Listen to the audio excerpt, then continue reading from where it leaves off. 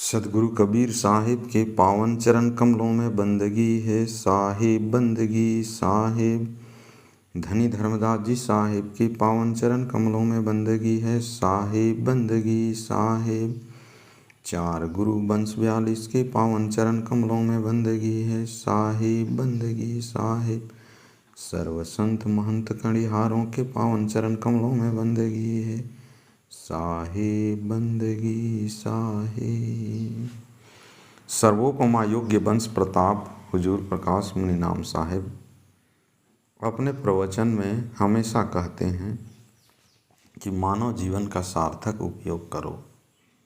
इसके लिए वे 3 बातें मुख्य तौर से हमें बताते हैं कि हमें मानव जीवन के महत्व को समझना है।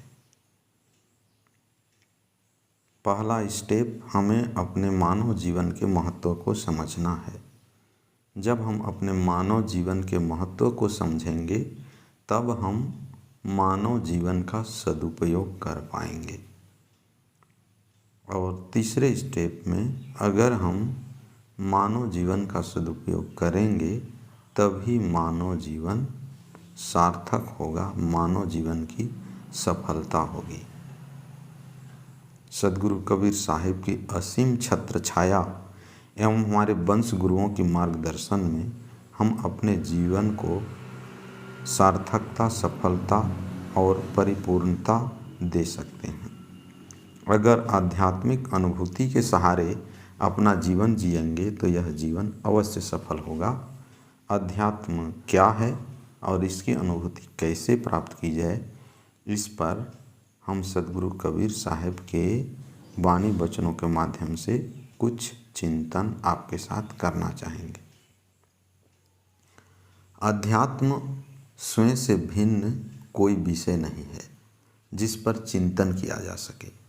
वास्तव में अध्यात्म विद्या स्वयं के साथ होने की एक कला है। जो व्यक्ति स्वयं में जागृत हो जाता है वह कल्पनाओं का आश्रय छोड़कर ठोस अर्थात हकीकत यानी वर्तमान का चिंतन करते हुए जीवन को सुव्यवस्थित बनाते हुए आवश्यक कार्यों को करते हुए मन की दुनिया से ऊपर उठकर स्वयं में विश्रांति प्राप्त करता है। चिंतन के सिवाय हमारा जीवन, हमारे कर्म, हमारा संसार हो सकता है, स्वयं हम नहीं। हम कौन हैं, यह प्रश्न निरंतर स्वयं से पूछते रहना चाहिए, लेकिन यह प्रश्न जवाब देने का विषय भी नहीं है। वास्तव में हम हैं। प्रश्न ही पूछना है तो यह पूछें कि क्या हम नहीं हैं। तो हम हैं और जो हम हैं वही इस सब कुछ की पहचान का आधार है। अब जो सब कुछ पहचानता है उसे कौन पहचाने। हम कौन हैं, इस बात का जवाब स्वयं हमारे सिवाय कोई और नहीं दे सकता। इन मौलिक लौकिक शब्दों में यह सामर्थ्य नहीं है कि वे हमें इंगित कर सके। वास्तव में आध्यात्म अनुभूति का विषय है, चर्चा का विषय नहीं। इस संसार में हम अपनी हर चेष्टा के माध्यम से स्वयं ही को तो अभिव्यक्त कर रहे हैं। इसी का नाम जीवन जगत की हलचल है। बच्चा चलता क्यों है? उसे लगता है कि वह चल सकता है। भौतिक जगत में भी घटनाएं घटित होती हैं। फर्क इतना है कि प्राणी जगत को कुछ होने का बोध होता है और निर्जीव जगत में घटित होने वाली घटनाओं में बोध का अभाव होता है।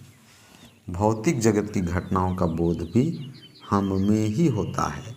अगर हम में स्वयं के आध्यात्मिक स्वरूप का बोध जागृत ना हो तो हम संसार के बोध के साथ प्रभावित हो जाएंगे और परिस्थिति जन्य एक नए मैं अर्थात अहम को अर्जित कर नाना प्रकार की उलझनों में उलझते ही चले जाएंगे। इसी का नाम तो लक्ष्य 84 का फेरा है। आज जो कुछ भी हम स्वयं को समझ रहे हैं वह हमारा स्वयं के होने का विशुद्ध बोध नहीं है, अपितु यह हमारी ही अपनी स्वयं के बारे में एक अवधारणा है। यह अवलंबित है, आश्रित है, परिस्थितिजन्य है। ये हमारा अहंकार है, ये आरोपित है। यह कुछ ऐसा ही है जैसे किसी सीधे अथवा भोले मनुष्य पर आरोप लगाया जाए कि वह चोर है अथवा गधा है, और वह व्यक्ति मान भी ले कि हाँ मैं गधा हूँ, तो हमारा अहम आरोपित स्वयं निकृष्ट है। स्वयं के विशुद्ध बोध के अभाव में और संसार में सत्य बुद्धि के कारण हम सब संसार ही को लक्ष्य बनाकर निरंतर दौड़ते ही रहते हैं। संसार की महत्ता की भांति हमारे दिलो दिमाग पर इस कदर छा जाती है कि हम स्वयं को, स्वयं की स्वतंत्रता को, स्वयं की महत्ता को समझ ही नहीं पाते। इसे ही तो माया का धोखा कहा गया है। संसार में बिरले ही किसी किसी में सद्गुरु की कृपा से स्वयं के विशुद्ध बोध में जागृति होती है। स्वयं के बोध में जागृति ये किसी क्रिया का नाम नहीं है। जीवन की व्यवस्था और क्रियाएं अपनी जगह पर हैं और हमारा स्वयं में जागृत होना अपनी जगह पर है। ऐसा नहीं है कि हम कुछ करेंगे तब साहब मिलेगा। क्रियाएं जगत का विषय है और हमारा विचार करना ही एक क्रिया ही है। अगर हम क्रियाओं के साथ न जाकर स्वयं के साथ हो लें तो हम सदा मुक्त हैं। यहाँ हम यह भी समझ लें कि हमारा स्वयं के साथ होना किसी क्रिया का निषेध भी नहीं है। ऐसा नहीं है कि जीवन की क्रियाओं को रोक देने से हम मुक्त हो जाएंगे। क्रियाएं हैं और सदा रहेंगी। सवाल हमारा है कि हम किसके आश्रित हो रहे हैं। हम अपना आश्रय अथवा सुख उपलब्धि किसे समझते हैं। हमारी यह समझ ही हमारी स्थिति को तय करती है। सद्गुरु कबीर साहब के वचन कुछ इस प्रकार से हैं। संतो दृष्टि पड़े सो माया, वह तो अचल अलेख एक है, ज्ञान दृष्टि में आया। सद्गुरु दिए बताए आप में, हैं माही सत्य सोई।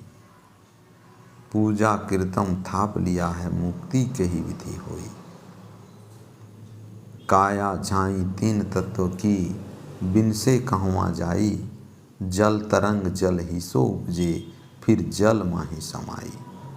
ऐसी देह सदागत सबकी, मन में हरदम कोई उचारे। आपे भयो नाम धर न्यारा, इस विधि माया देख विचारे। सब कुछ रहा समाये समझ में, ना कहूँ जाए ना आवे। ऐसी श्वासा समुझ परे तब, पूजे काह पुजावे। धरे ना ध्यान करे ना जप तप, राम रहीम ना गावे।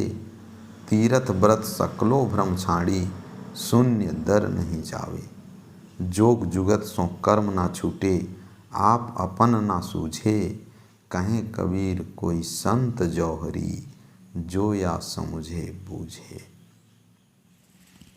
दृष्टि में आने वाली हर चीज माया अर्थात भ्रांति है। जो भी दिखाई दे रहा है वह सत्य नहीं। सत्य सदा एक रस, स्थिर व आनंद रूप होता है। व्यक्ति के, स्थान के अथवा समय के बदलने से सत्य नहीं बदलता। इस प्रकार परिवर्तनशील यह संसार सत्य नहीं है। सत्य तो सर्वत्र सदा सबके साथ है। उसे जानने के लिए ज्ञान की दृष्टि चाहिए। सद्गुरु उसे भीतर बाहर बताते हैं।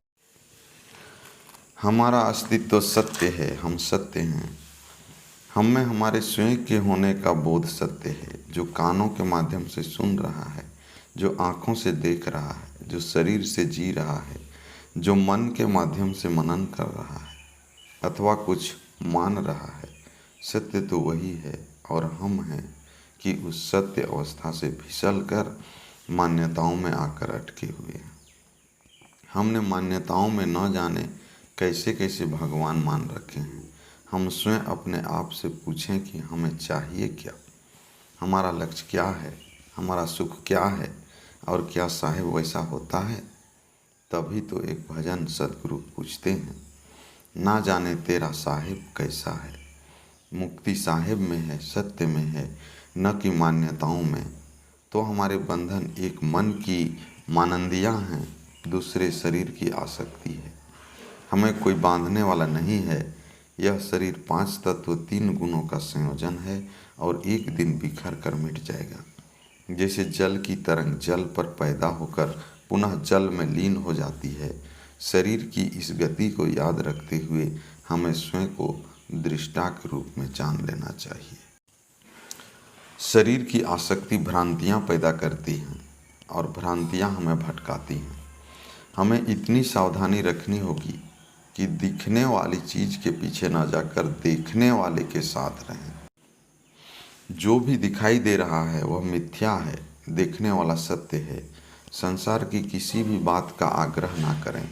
जो कुछ जैसा भी है उसी में स्थिर रहते हुए आवश्यक कार्य करते रहें। जो व्यक्ति सहज भाव से जो भी हो रहा है उसी में समाधान ढूंढते हुए अपने स्वरूप में स्थिर रहता है, वह कभी दुखी नहीं होता। जो सच्चा साधक अपने सामान्य जीवन में ही इस प्रकार की दृष्टि प्राप्त कर हर क्रिया में हर अवस्था में उस प्रत्यक्ष सत्य का अनुसंधान कर, वह उस परमात्मा को पाने के लिए कभी कोई उपक्रम नहीं करता। ये जो जप है, तप है, ध्यान है, पूजा पाठ है, अथवा ये जो राम है, रहीम है, देवी देवताओं हैं, इस सब की जरूरत कहाँ है। ऐसा साधक तीर्थ व्रत आदि किसी भ्रम में नहीं पड़ता। ये तो तथाकथित योग है अथवा ऐसे अन्य उपाय हैं, इनसे ना तो कर्म छूटते हैं और न ही स्वयं में स्वयं का बोध जागृत होता है। वास्तव में सारा खेल समझ का है। क्या करना चाहिए, क्या नहीं, ये बातें बाद की हैं। पहला काम है समझना। इसी समझ में सब कुछ समाया हुआ है। जब बात समझ में आ जाती है तब पूजा कौन करे, और इसी बात को समझते ही आने जाने का चक्र मिट जाता है। करने धरने की उपाधि छूट जाती है। हमें समझना है कि जो हमारा स्वयं के होने का बोध है यह साहब के साथ अखंड रूप से जुड़ा हुआ है। हम और साहिब ये दो भिन्न भिन्न अस्तित्व नहीं है। जो साहब है वही हम इस स्वयं के रूप में व्यक्त हो रहा है। विशुद्ध रूप से जो हम हैं, बिना कारण के जो हम हैं, बिना आधार के जो हम हैं, बिना संदर्भ के जो हम हैं, वह वास्तव में साहब ही है। हम अगर बूंद हैं तो साहब सागर हैं। हम अगर किरण हैं तो साहिब सूर्य हैं। हम अगर फूल हैं तो साहिब खुशबू हैं। हम अगर लहर हैं तो साहिब दरियाव हैं। हम अगर तिल हैं तो साहब तेल हैं। हम अगर वर्तमान हैं तो साहब मिट्टी हैं। हम अगर गहने हैं तो साहिब सोना हैं। हम मूर्ति हैं तो साहिब शिला हैं। हम मान्यता हैं तो साहिब अस्तित्व हैं तो साहिब लगते हम हैं। होती स्याही है, दिखते अंक हैं। होती पन है, लगता तूफान है। इस अपने को थोड़ी देर अगर मौन कर लें तो जो होता है वह साहब ही है। जिसने एक बार स्वयं के स्व के माध्यम से अपने साहब को पहचान लिया वह फिर कभी किसी धोखे में नहीं पड़ता। वह कभी भ्रमित नहीं हो सकता, वह कभी भटक नहीं सकता, वह कभी दुखी नहीं होता। वह कुछ करना है तो बस इतना, अपने साहब से मिल रहिए। जो काहू की भक्ति नहीं आवे तो बुरिए काहे को कहिए। जो कोई वादी बात बढ़ावे तो 4 बात सुन रहिए। जो कई संत मिले बड़भागी तो सुख दुख उनसे कहिए। कहत कबीर सुनो भय साधो, गुरु चरणों चित दइए। अपने साहिब से मिले रहना और उनके चरणों से लगे रहना, यही भक्ति है, यही कबीर पंथ है, यही जीवन की उपलब्धि है, यही जीवन की सफलता सार्थक है। साहिब बंदगी साहिब, साहिब बंदगी साहिब।